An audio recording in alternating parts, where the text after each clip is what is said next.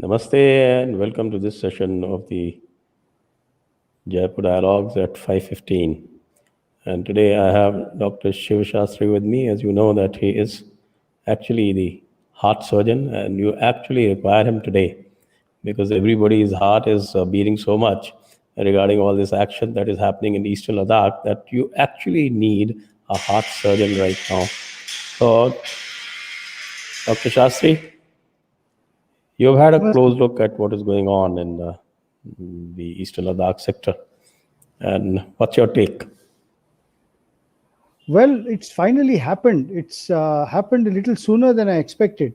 There was this lag period after the June events, and we were wondering what was going to happen. And there was a very sort of, what shall I say, despondent period, excuse me, where nothing seemed to be happening.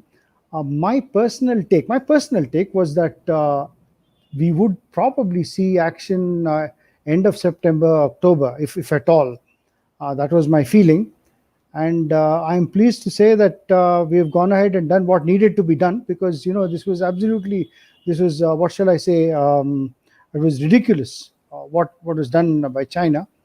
And what the news reports that are coming out are very good. I'm not saying that, see, there are boys up in the front who have to face the enemy, but I know they can do it, and it was really needed because we cannot take this as a nation. We can't keep getting pushed around. So I am quite pleased to hear the things that I'm hearing now, and I would sure like to go ahead and talk about it. Yeah. Okay, Dr. Shastri, I think you have a theory about how the PLA, the army wing of the People's Liberation Army wing, how it functions and what are its strengths and weaknesses. And especially, this is not the 1962 PLA Army, which was entirely a voluntary army. And you have actually made this public statement that this is a conscript army, which is generally deployed in Xinjiang and Tibet. And this is not the same thing as the Indian Army, because Indian Army is a battle-hardened army. We can thank Pakistan for giving Indian Army constant practice and making it real battle-hardened. And the kind of troops that are facing Indian Army, and by all account, we've seen it in Galwan. We have now seen it, what happened in Pangong, so southern sector. You've seen it, what happened in Pangong, so northern sector. And by all accounts, this particular army, these troops, they seem to be quite amateurish. Yes, actually, the Chinese, the PLA is about 2 million strong. So obviously, I think currently it's the biggest army in the world, and on the face of it, it looks quite frightening. But what the reality is that every year, 2 lakh recruits are taken in, and 2 lakh recruits are discharged. So every 2 years, 4 lakhs go out of the army. That means that you are having a 20% turnover every 2 years. And the interesting thing is, what they do is they take in they want college recruits. So they used to try and recruit between 19 and 22 years, but they were not really getting enough people. So they raised the age to 24 years. They even lowered the physical requirements. There is a fairly high incidence of myopia, short-sightedness.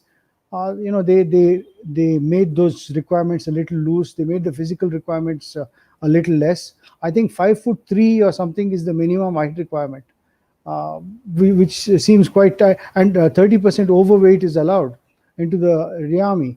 And so these boys come in. They come. The interesting thing is, in September, every year in September, these 200,000, these 2 lakh recruits are supposed to go back to their home and continue with whatever else they wanted to do. And they take on 2 lakh new people around September every year. So this year, those boys are not going to go home. The boys who joined 2 years ago are going to be sitting in Ladakh, pining for home.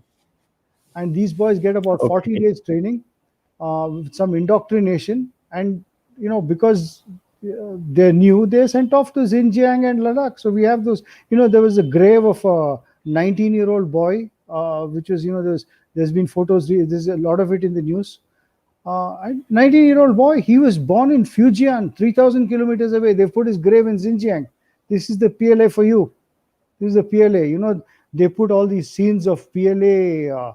These Chinese are very good at propaganda. They put these fantastic videos. They say that training is going on at 4,500 meters. 4,500 meters, there is no grass. But there's grass and flowers all around these trainees. So I don't know what kind of magic they're doing for this. So that's how it is. So, okay, now let's look at the events as they happened the last few days. I think you also explained it in your video. So let's put it right here on the screen, and please explain to us what exactly is going on. So I'll first put a picture on the screen, which was put up by the Global Times. So let's have a look at that first. And after that, I'll put 4 images that you used in your recent video so that our viewers can also benefit. And viewers, don't be hesitant to ask any question to Dr. Shastry. And Dr. Shastry will definitely answer. I will also pitch in. Here is the picture that was put in by the Global Times. And Global Times, actually, you see that circle around what they call Rekin, that is Rechin La. And you see Rizang La. And what they have shown is actually their perception of the LAC. So this is what the Chinese put up. And okay, there are certain names which we are unfamiliar with because we use different nomenclature. And now I come right to the next image. The next image.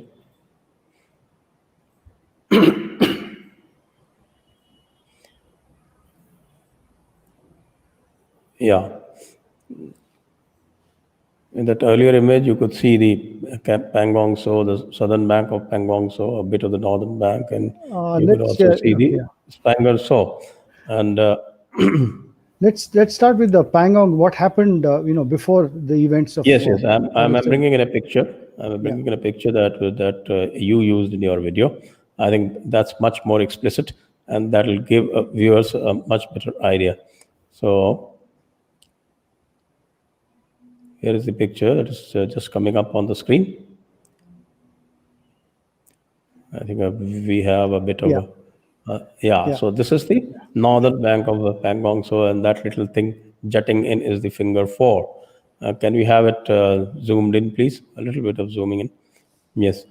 So please, can you explain where exactly on the ridges on the northern bank these Chinese were sitting? Yes. And how they have been encircled now by the Indians. See, these are actually fairly recent pictures. These are June 2020 pictures on Google Earth.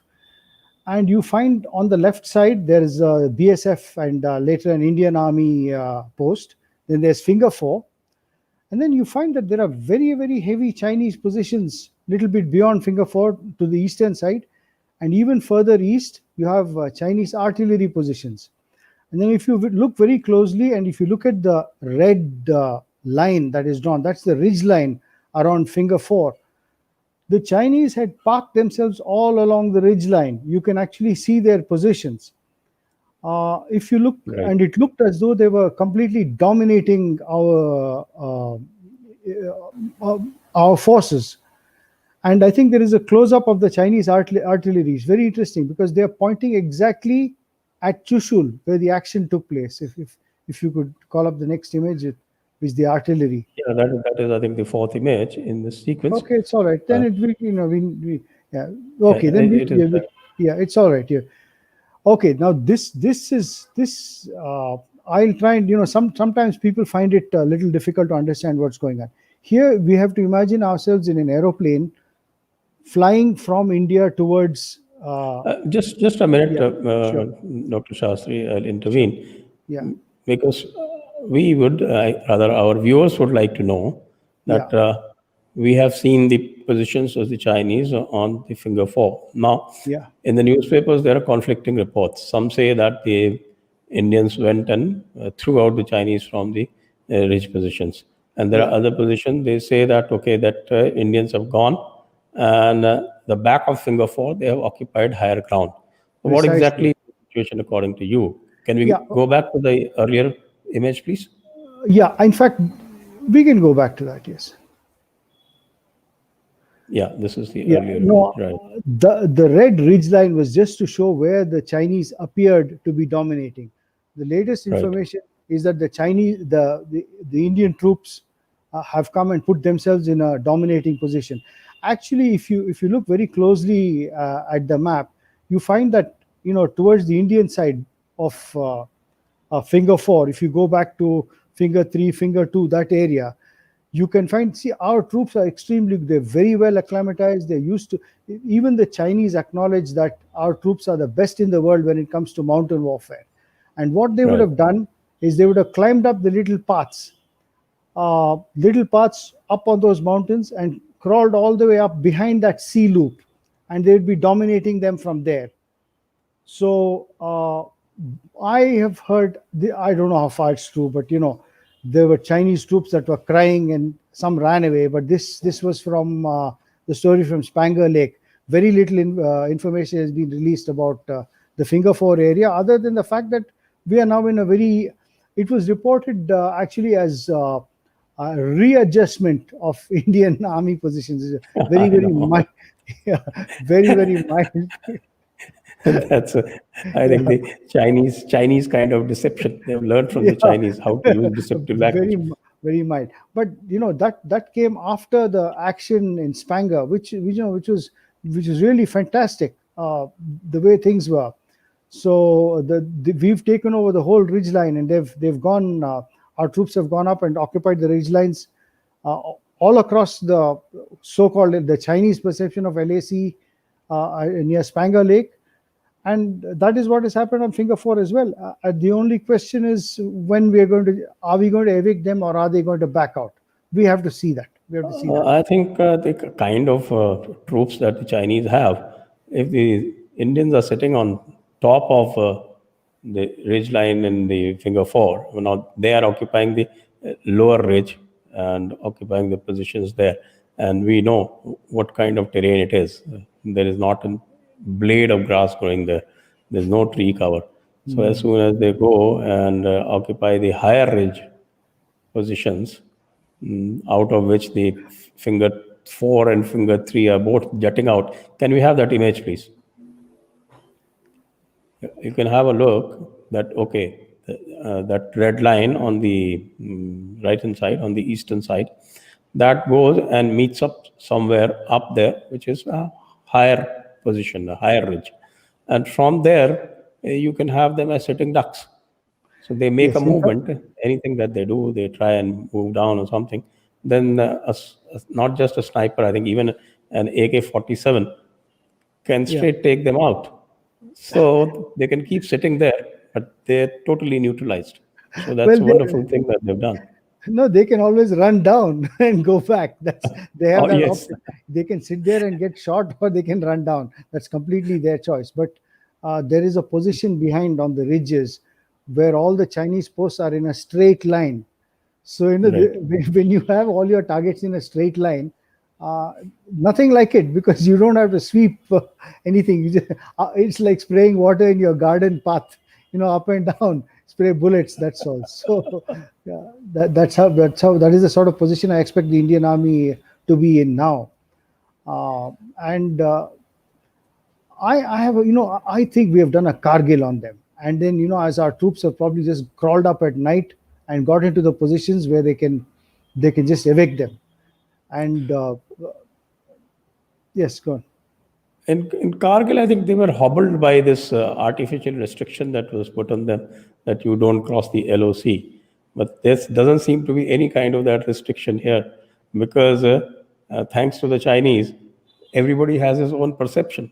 So they can go anywhere and claim that it is our perception of the That's LAC. right. So Yeah. actually, Chinese, that Chinese stratagem that they have been using beautifully for last 50 years, Indians have used it against them. And now Yeah. they can go and occupy any peak and they say that we are on our side of LAC. This is our perception of the LAC. You can have Yeah. any perception. You are free to have any kind of perception of LAC. That's what the Chinese have taught us. We have put the ball firmly in their court. Now we have to see what they do. But this may not be the end. There may be other things. I don't think this is not a game of chess. We keep comparing that. We say Chinese are playing Go and we are playing chess, and they have patience and all that. All these things are fine. But ultimately, when it comes to war, all this Go and chess doesn't matter. It's not as though I make one move and I'm wait for you to make a move. I may make two moves or three moves. So we have to see what happens. We have to see things, see how things pan out. Can Okay, we let's go? now go. Yeah, yeah, Let's go to the image of the Spanggur saw. So yeah, this is what it is. I think yeah. this is the This, view from yeah, Chushul side. yes, that's right. You have to imagine yourself in the sky above Chushul, looking towards the east. Pangong Lake is on the left side, and directly ahead is the Spanggur Lake. Now, actually, the red lines are the ridge lines. The ridge line means the highest peaks.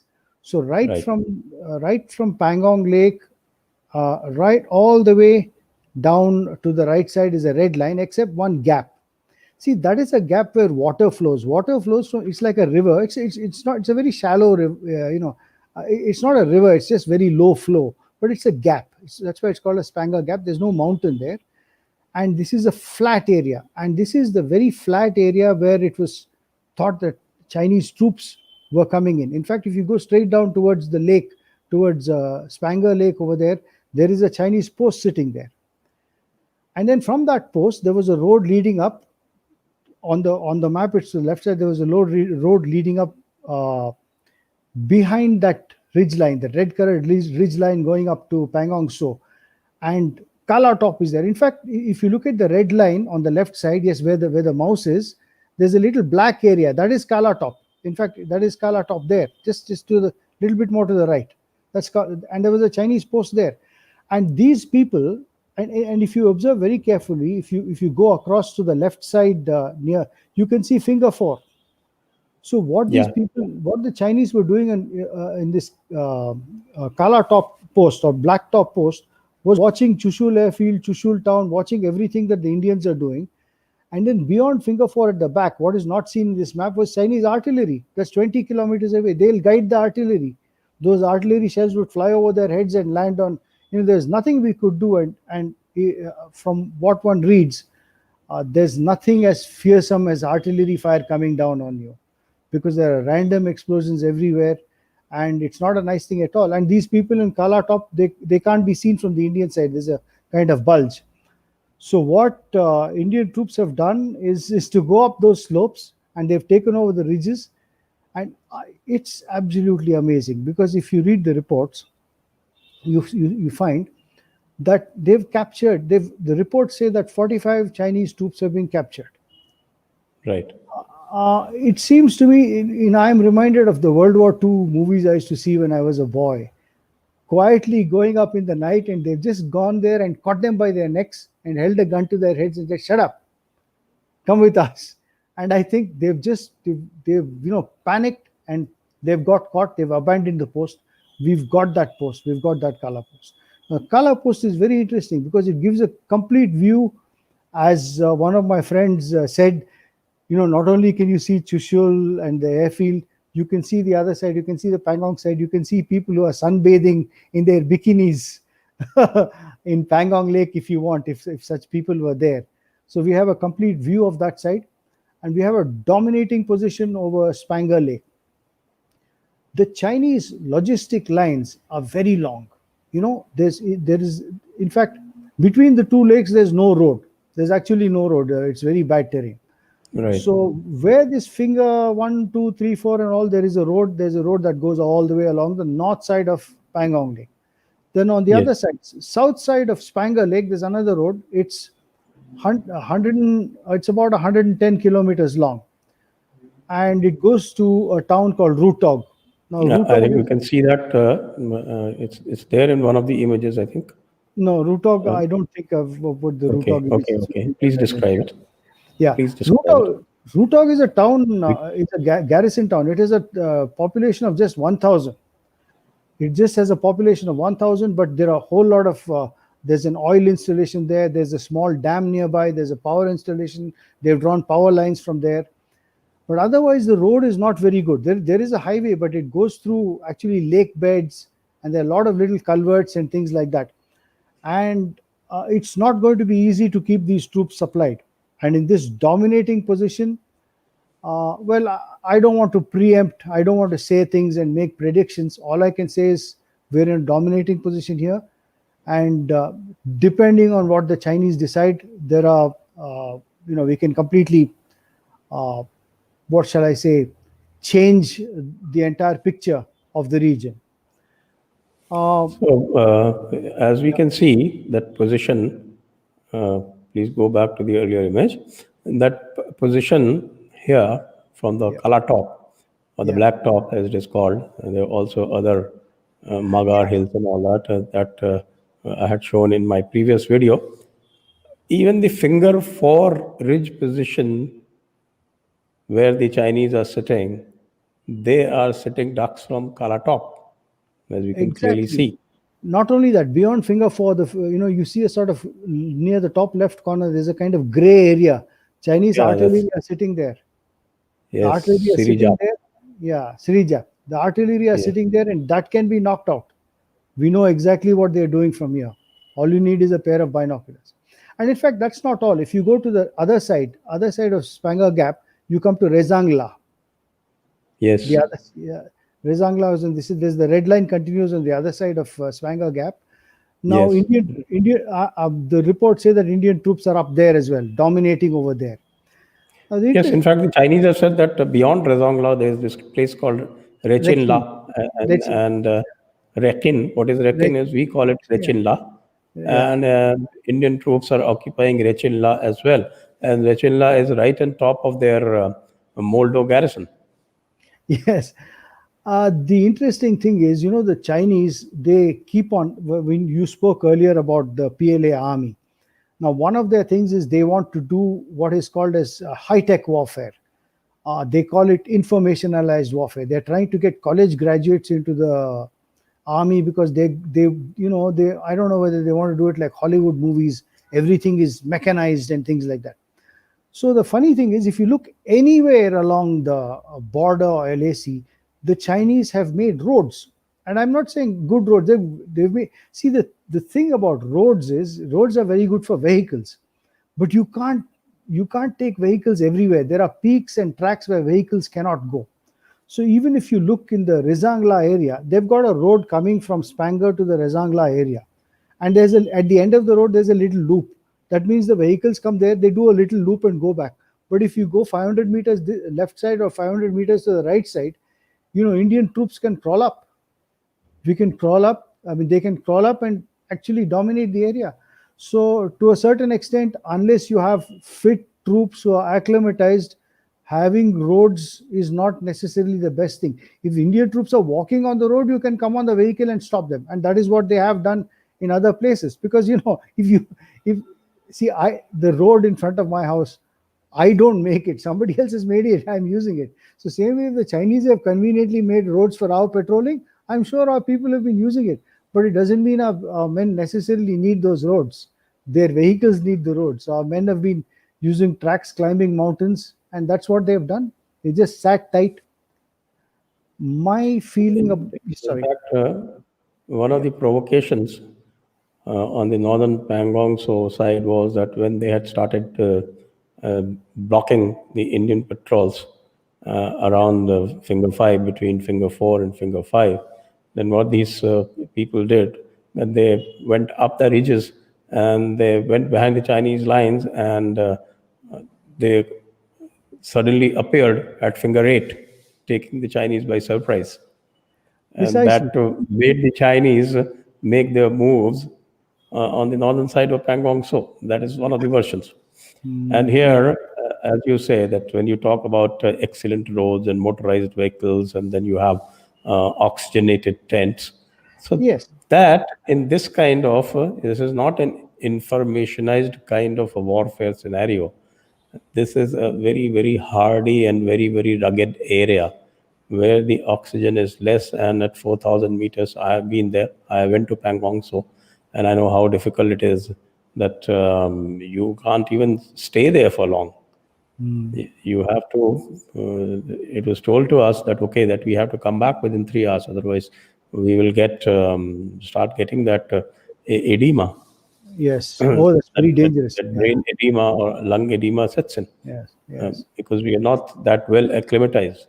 So if the troops are only going around in vehicles and they are staying in the night in oxygenated tents, or even during daytime, and they're coming out only for some time, and they do their exercises and they do their parades and they do their training, and then they go back to their oxygenated tents. I don't know when do they get acclimatized. And these kind of troops are totally unsuited for this high mountain warfare kind of a scenario. This whole business of patrolling only on vehicles, I suspect that you can keep the vehicle window closed, have oxygen cylinders, and you have enriched oxygen inside your vehicle. They may well be having that. And the interesting thing is, this timing of September. I think it's very good timing, because in June, all the papers say there are a lot of American studies, the think tank studies saying that by May, June, the People's Liberation Army is at its strongest. That's the time they can make wars. That is the time they started, May, June. And now in September, this is the time when the boys have to go home. This is the time they have to discharge. Morale And will be low. they are Yeah, all homesick. they're all homesick because their 2 years are over. They're supposed to be discharged. They're supposed to go back to their college education or girlfriend or whatever it is they have. Excuse me. And they're going to be stuck over there. This is a perfect time to get them. Absolutely perfect time to get them. You stay there and face the guns, and get your turn on your oxygen cylinders and do your patrolling. This is the thing to do. This is not the yeah. And the thing, When you're on yeah, the road, you are a yeah, sitting duck if yeah. you're under See, observation. yeah, and the thing is, see, the Chinese attitude has been of one of contempt for Indians. That we've kicked you. They have contempt for everybody. They don't care. What is this? I mean, it's high time somebody showed them what this means. And there's nobody better than that than the Indian Armed Forces to do that. It's going to happen. These people are going to learn a lesson. Yes, I'm told one of the reports say that Blacktop was targeted by the Chinese forces as well, and both the Indian forces and the Chinese forces started climbing the Blacktop at the same time, and the Indians made it almost 1 hour, 1.5 hour earlier, and the Chinese came up panting and all exhausted, and they found Indians welcoming them. with That's with one version. lights with 2000-watt lights is what I heard. Yeah. uh, no So to this is quite a comical situation. In fact, I must admit that if you compare the Pakistani troops, they are real hardy. I think they are real battle-hardened troops, Yeah. and they also have that that jihadi fanaticism. Yes. I think if you compare these namby-pamby Chinese troops to Pakistan troops, I think I'll put Pakistan troops 2-1 Yes. ahead. Oh, definitely. And Pakistani. it's the officers, Pakistani officers, who are who are softies. There was an Right. article. Sorry to digress. There was an article about two lady journalists. This many years ago, going back about 15 years, who went to a Pakistani army exercise. There was an exercise. They were invited to report on the exercise.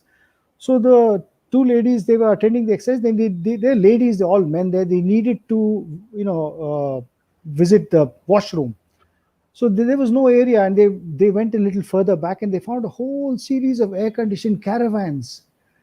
And they went into the caravans to do whatever it is they wanted to do, and they found that all the officers in the exercise had beautiful air conditioned caravans in service, while the men were out there doing their military exercise. So, Pakistani soldiers are good. They're made of tough stuff. Yes. Pakistani Officers soldiers were, really, they're yeah. as good as the Indian soldier, but the Indian soldier is better led. That's what we saw in the Bangladesh war and the Kargil war also. I think that is Yes, our officer casualties were high. And the other thing is, I think in the wars, last two wars, coordination between forces was very good. That's very important. And as regards the PAF, they were fighting their own war. The PAF wants to keep its honor, Fizaya or whatever it is. They want to keep their honor. They don't want to be. They don't care if the army loses. We won. This is the thing. E- Yeah, even in Balakot, their whole idea was to try and shoot down one Su-30. And when they didn't get one, now they're saying they even made a memorial with an Su-30 sort of photo or something over there. So, it's a make-believe world only where, with a photo, not with the yeah, real Su-30, not, but with a photo. yeah. Okay, Dr. Sorry. Shastri, let's now come to the other part. Yeah.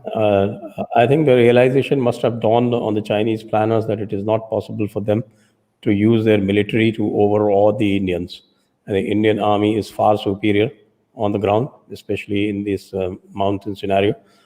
Then they would not be able to make much headway.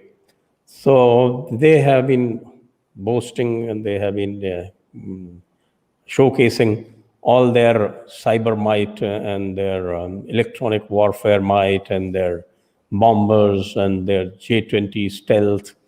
Do you think that they're going to have a go at that? Because I'm told Xi Jinping is hopping mad and he has personally intervened in this whole thing, and he has got some uh, fighters flown in, especially immediately after this August 29th, 30th clash.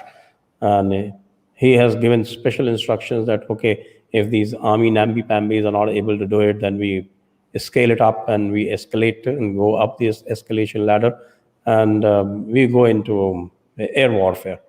But according to our understanding, in air warfare, they are even more suspect. So I guess that's why they are trying to build air defenses than building more aircraft bases. Yes. There was an article that commented that the Chinese concentrated on building air bases in the eastern side, and sort of neglected the western side near Tibet. But on the other hand, what air bases can you build at 5 kilometers up in? We've discussed this before, because all Yes, the we air have. bases are 5 kilometers up in the air. And the Tibet, they literally have only one air base, two air bases. One is too high, Ngari, which is very close to Ladakh, Nagari airfield. The other air base is Hotan in Xinjiang. Hotan is the place where they've got they're collecting up all their aircraft. See, ultimately, air warfare also comes with a certain, there are certain things that what do they need to do? They need to have, first thing is, they would have to attack something. What do they attack? They would have to attack Indian forces or Indian logistic lines or something. And our air force and our defenses are going to be there to shoot them down. And we've already discussed they're going to be at the limits of their ranges. The J-20 is not going to come. The J-20 is not suitable for this. It's right now, it's a paper tiger. We should not even talk about J-20. Now, the reason I had put an image of because, we spoke about how they're probably going to have J-10s and their Su-30, Sukhoi 30 copies flying against us. The Um, J-11. the J-11, the J-15, the J-16, these are the things that they have. The reason I put a photo of the H-6 bomber is people have been asking me, why don't you talk about the H-6 bomber? What are they going to do with this bomber? Now, it's very interesting because you see, I find a lot of Indians also saying, we also need a bomber like this. Actually, if you look at how see this bomber, this H-6 bomber was actually a Soviet Tu-16 Badger bomber that was first designed in 1952, and that's older than me. That's saying a lot. 1952 it first flew. Late 1950s Chinese got it, and they've practically made no changes in it. They wanted to have a change in engine, but the latest information says there's no change in engine. This is a huge airliner that's like, it's not as big as it's like an Airbus. It's an Airbus size thing. It will be give a huge picture on radar. Radar will get surprised by its size.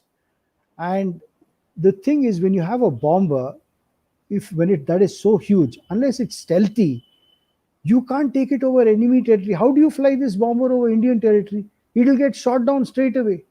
It's not. It's definitely not a supersonic aircraft. I mean, maybe I'm exaggerating, but even one of our Kirans may shoot it down. Okay, it may not go that high because it's not going to come. See, the maximum they can do is bring it somewhere over Tibet and fire some cruise missiles. How many? Okay, we're not talking about nuclear war. We're talking about cruise missiles. How much of a warhead does a cruise missile? Cruise missile have a 500 kilo warhead. 500 kilo is like one 500 kg bomb. You know that our Jaguars, our aircraft can carry six 500 kg bombs. So you will need to fire six cruise missiles to have the effect of six bombs. How many? Earlier on I had done a little study. I pointed out. It's there in one of my videos. The Americans attacked a Syrian airbase with 60 cruise missiles, extremely accurate, 60 cruise missiles, and still the airbase was functioning next day. Yes, they did a lot of damage, but you know how many cruise missiles are they going to fire, and at what? And the calculation is, even if they fire off their missiles, their DF-21 and all that, their 800 or 1000 missiles that they have are not going to be enough. Yes, they can do that. One of the things that was told to me is what the Chinese might do is to do a massive attack with missiles. Their missiles are not very accurate. They won't hit army or air force targets. Many of them will fall outside. They will cause civilian casualties, and they'll panic the Indian administration into capitulating, into getting it, saying, okay, we'll stop fighting. Let's call for the ceasefire. You keep this.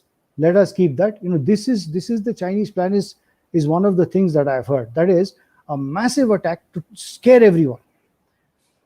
But even that is, yeah. I think even that is known, that kind of deception that they're trying. Yes. Because recently when they fired those 4 missiles on the intruding aircrafts, including surveillance aircrafts in the USA, and I believe that 2 missiles did not fire, and the one missile unexpectedly changed its trajectory and went somewhere else, and only one went somewhere near the target that they intended to. So if that is the kind of accuracy that they have, then I don't think they have a hope in hell against the Indians, because if they are going to fire missiles, Indians are not going to sit quiet. No, they're also going to fire missiles. Yes, we've got to fire. And already the Chinese have complained that, excuse me, we've got more BrahMos missiles than we need in the eastern sector. How do they know how many we need? Are we dictating how many missiles they should have? I did a little assessment of how many missiles they had. The sort of missiles that they are likely to use against, the total number of missiles they have is around 2,000, 2,200. But many of them are aimed, because they have these adversaries, many of them are meant for Taiwan, towards Japan, Korea, and things like that. So even if you keep it as about 30% of the missiles reserved for India, we may have about 600, 700 missiles in Tibet aimed at India, 600 or 700. Now remember, each missile is like one 500 kg bomb. And it is a well-known thing that at least normally, it is accepted 5 to 10% of missiles will fail. So you reduce that by 600, you make it. And in China's case, in the recent incident in the South China Seas, it is 50% or 60%. 75%, yeah. 75% attrition. Yeah. So only 25% on target. So even if you take it 50%, I think we have about 300 missiles. And if you say that none of them will be met by the air defense, we may have at the most about 300 missiles raining at us. Yeah, see, and missiles, a missile is only a delivery system. It only carries a bomb. What does it carry and how much damage does the bomb do? It's different if you have a nuclear. Missiles were meant for nuclear bombs initially. Okay, otherwise they have to be pinpoint accurate. If you're pinpoint accurate, like American cruise missiles and some of the newer Russian missiles, or like the spice munitions that were used by the Indian Air Force, pinpoint accuracy is a different thing. Then you don't need a big warhead. You don't need 500 kilos. You don't need 1,000 kilos. Even 100, 200 kilos will do if it's pinpoint. But otherwise, if you're just blunderbuss firing off missiles, they're going to land here and there, cause some panic, and then soon you find you've run out of missiles. Then what are you going to do? Then it will be your turn to Yeah, capitulate. to It will get be some China's missiles. turn Yes, to that's right. capitulate, I guess. And And the other thing I always say is, okay, supposing we get to a situation where they fire 500 missiles at various centers in India. Okay, whatever it is, they do some damage. What about our men who are there? Are those men going to start come back, walking back home because missiles are fired on the cities? They're going to go and finish off whoever is at the border. Aksai Chin will be back. The G219 will be blocked. So this is not something that the Chinese should contemplate. No. exactly. I mean, they have only two ingress points into Yeah. Tibet, at the most three, if you take that Yeah. new Chengdu road. So they just got three ingress points. Yeah. And their only population center is Chengdu, is about 3,000 kilometers away. Yes. Yes. That's So right. how they're going to supply, how are they keep it up, how they're going to keep the morale of their forces up, who are already reported to be crying and getting homesick and they want to return to mama. That sort of a situation. I think Chinese have kind of gotten themselves into a cleft stick. Yeah, it's like the monkey in the peanut hand in the peanut jar. The monkey doesn't want to let go of the peanuts, but the hand won't come out of the narrow necked peanut jar. This is what has happened. And it's a very interesting thing that you mentioned about the roads. Actually, if you look at the straight road from Chengdu, it comes through mountains. It comes through very, very, winding roads with avalanches and things like that over there, and then comes into Tibet. Okay, so 1,500 kilometers of that road and another 1,500 kilometers, which is flat in Tibet. And this is okay, if you look at the railway, you find that the railway comes from way up north. Why build a railway from way up north and road from here? That's because there are mountains here. So they want to avoid the mountains, they've come from the north. Now, building the railway from the north, they've built it on permafrost. Now, I think most people who know permafrost is ice, a frozen ground, which is frozen throughout the year. In Siberia and in Canada, the ground is actually frozen throughout the year. Unfortunately, in Tibet, the ground melts. The ground temperature goes up to 1 degree, 2 degrees centigrade in summer. So if the railway bridges will collapse, so they have to keep it frozen. Chinese have done some interesting things to keep it frozen. They've done some special engineering techniques. They've made it porous so the heat escapes. They've put pipes in the ground with ammonia, liquid ammonia. But the thing is, as that railway line is limited in the number of trains it can take, and if in summertime, particularly at this time when it's hot, the railway line requires a lot of maintenance, and there's a limited number of trains that can come. So all these panic things that they say, that 200,000 troops will be pumped in no time. All these things are there, but actually, Tibet is not self-sufficient. Tibet grows just enough food to feed its 3 million people. If you pump in soldiers and their ammunition, their fuel and things like that, it has to come from the east. So the logistic lines are very long. Apart from the oxygen and the other things that the little good things that these little darlings need, even food and things like that. Yeah, this image is, sorry, you wanted to say something, Sanjay ji? No, no, it's okay. Please carry on. Yeah, no, this is what it was. This image, these all these little eye shaped things, they look like little human eyes with tracks in between. They've got an artillery gun, and if you look very closely at those artillery guns, they're all pointing at Chushul. They would have been pounding Chushul with soldiers sitting in there. Oh, incidentally, one of the stories that I heard is that they found pornographic material in blacktop. So you find these fellows guiding the artillery onto our fellows and watch. Yeah. I'm sorry, I but also read an yeah, American report yeah. that says that there's a big problem of masturbation with these people. Yes, that's right. Too much masturbation is making these people weak, and there's a shortage. China is some 30 million or 40 million short of women, or is it 300 million? I don't know. Very large number of women, less than men.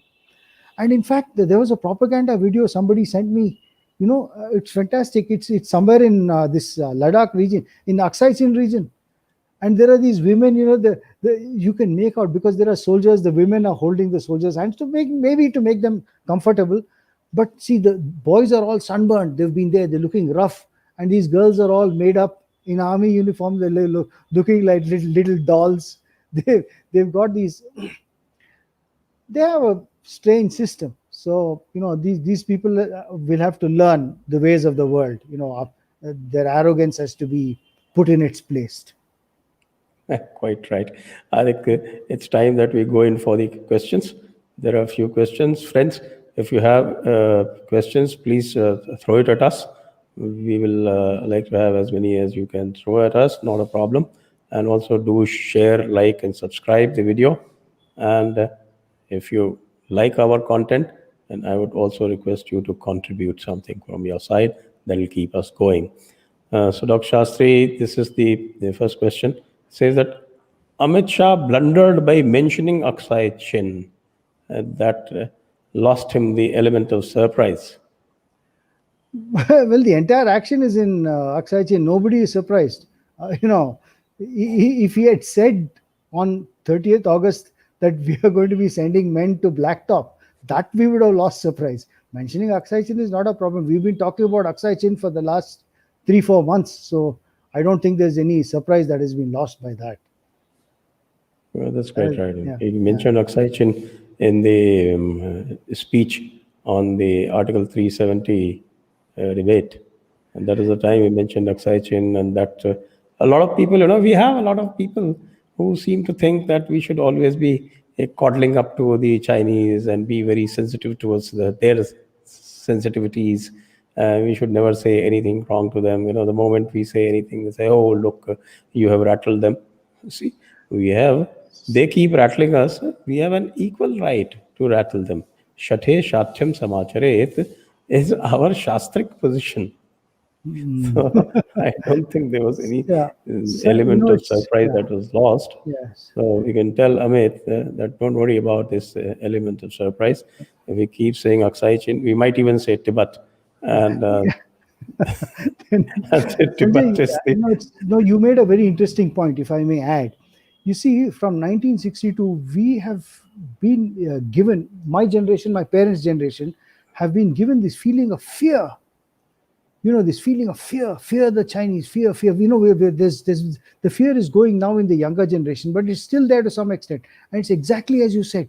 Oh, we said this. Should we have said that? What should we have said that? Akshay Chin is part of Ladakh. 370 has got everything to do with Jammu, Kashmir, and Ladakh.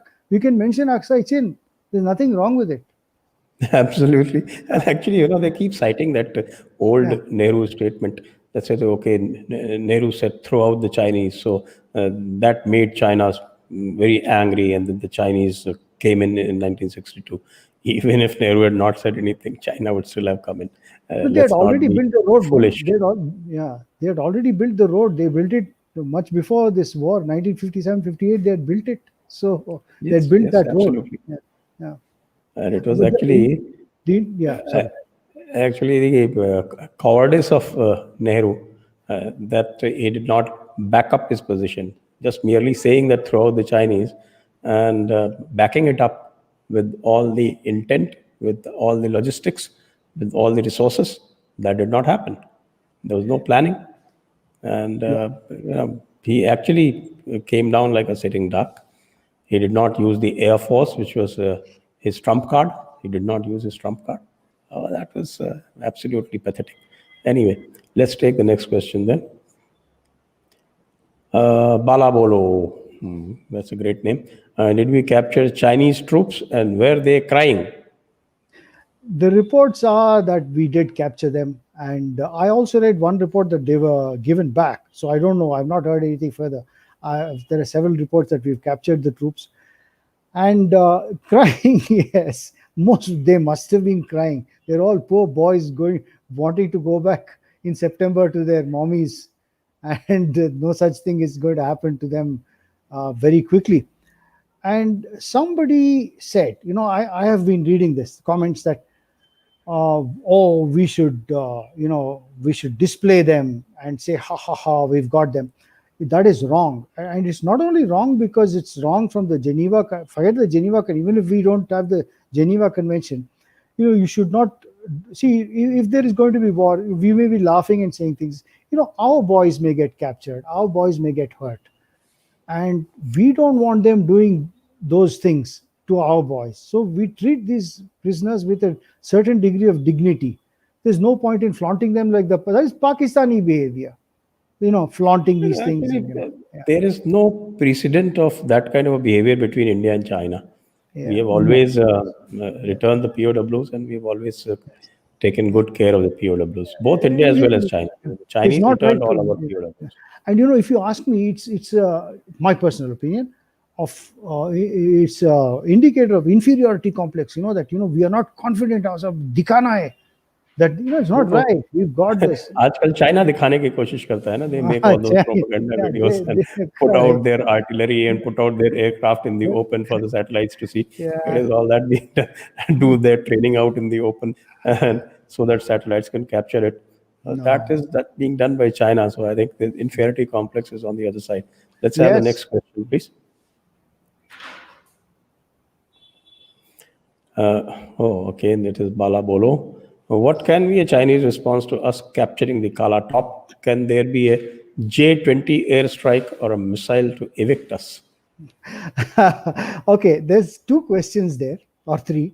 First, let me deal with the J20. Forget J20. J20 is not going to come. One. See, J20 currently carries only air-to-air missiles. Okay, there's no report of J20 carrying anything other than air-to-air missiles. It is not yet fully in service. Recently, just 1 week, 10 days ago, they were still doing high altitude trials. They've only got 15, 20 of them. And it is again Chinese propaganda that has made this J20, J20, J20. J20 is only, I have made a video, please watch on my channel about so-called threat of J20. You can forget about J20. And if J20 fires a missile, so what? Missile kya karega? Atom bomb dalenge kya in the missile? So forget J20.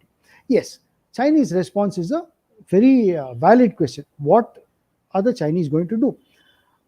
There are several things. One is that we are now in a good position. They have taken over some of those positions.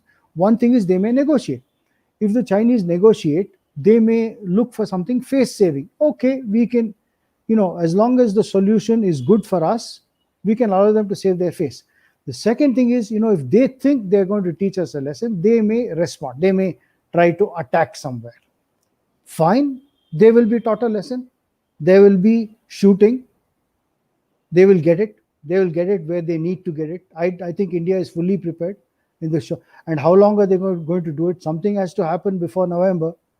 Once the winter starts, it's very difficult for anybody to actually fight in those areas. And like a friend of mine was saying, in those altitudes, in November, December, January, once you reach winter, you have these vehicles and guns and, obviously metal things.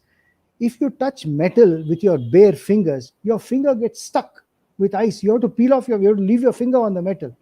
So it's not going to, war is unlikely to happen at that time. But if they attack before then, and typically, if you ask me, my personal opinion, Chinese will be watching this video. If not live, they will watch it afterwards, and they'll think, oh, let us attack in December because Indians are not expecting an attack.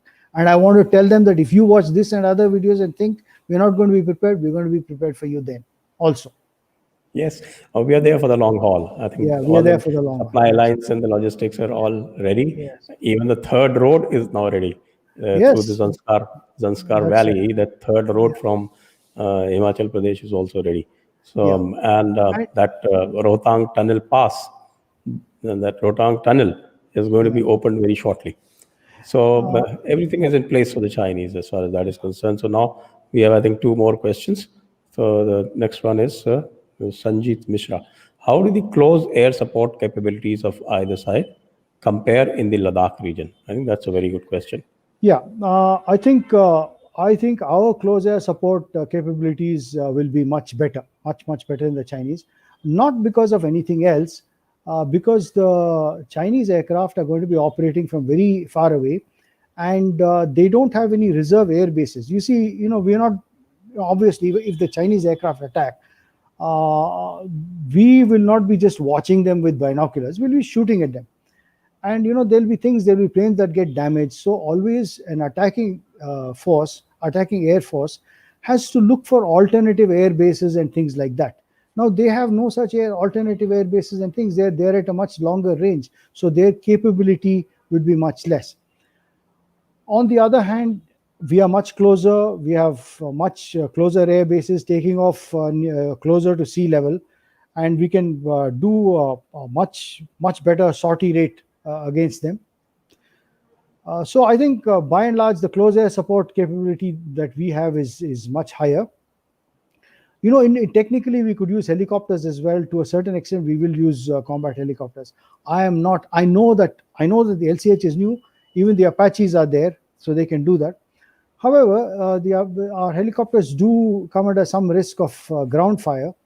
So we have an air force that is extremely experienced in hitting targets from Kargil. It's the only air force in the world that has hit targets that are high up, and the fixed wing aircraft will do that. They'll keep away from man pads and ground fire, and hit the targets that are necessary in from a higher altitude. So I'm sure that will be much better. And they will also shoot down a few intruding Chinese aircraft if they try something. I'm certain of that. Okay. Okay. Okay. Some more questions have come in. The next one now.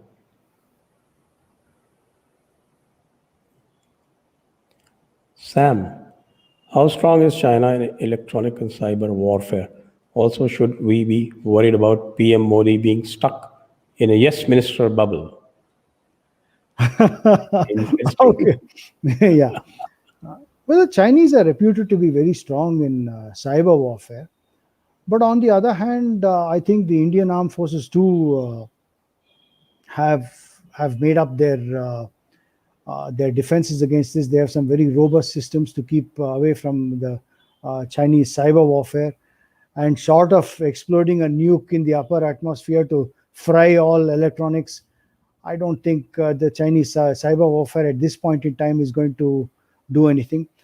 Whether Prime Minister Modi is in a bubble or not is a different thing. You see, you need to remember that this man, Modi, has been Chief Minister of Gujarat for over a decade. Now he's been PM of India for 6 years. So, yes man, no man, he's a man who knows what he's dealing with and whom he's dealing with. I wouldn't worry about him personally. Politically, okay. Yeah. Next question. Sam is here again. Pak media claimed that their FM's visit to China was to discuss the Chinese plans of attacking India in the winter. How plausible is this story? I think he didn't even get an audience. So what did he discuss?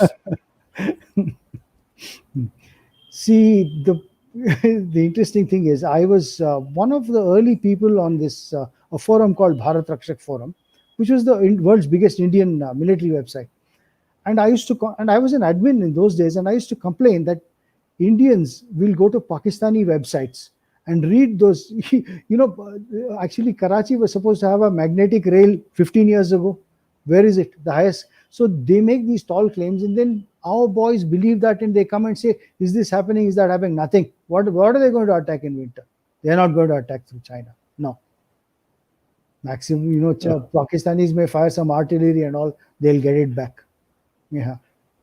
In any case, they can't sustain a war for more than 6 days. So this last question, Uttara Shah, is the situation similar to our takeover of Siachen? Well, I think he's talking about Kalatop. Yeah. No, I think they're yes, they're similar only in the sense that toughness and the preparedness of our soldiers to climb those heights and actually live under those conditions. To that extent, it is similar. But Siachen is a completely different ball game. It's more of survival over there. Here, it's less of survival, and they've got the Chinese nearby. In Siachen, the Pakistanis are there, but they don't reach that area yet. And we still have to deal with it's mountain warfare, and we are better than anybody else in the world in mountain warfare, and I can say that with absolute confidence. Okay, that's right. Okay, I think there are no more questions. There's some observations, and thank you for those observations, all of you. And Dr. Shastry, thank you very much for enlightening all our viewers. I think it was wonderful having you here, as always. And thank you. Viewers, I may also tell you that if you're really interested in some fascinating videos, you can go to Dr. Shastri's website, the Dr. Shastri's YouTube channel. And what is it called, Dr. Shastri? Cyber Surg, Cybersurg, Cyber Surg, So, Shiv's so military. Cyber Surg, Cyber SURG. Yes. You could always visit that YouTube channel, and you can have a lot of new images and some videos and things. Absolutely the latest. So thank you, Dr. Shastri. Thank And you. Thank you, while everyone. this is on, I think we will request you to uh, come and discuss with us often, and hope to see you very soon as the next update comes in. Thank you very much. My Good day pleasure. to you. Thanks, everybody. Bye bye. Namaste. Jai Hind. Vande Mataram. Vande Mataram.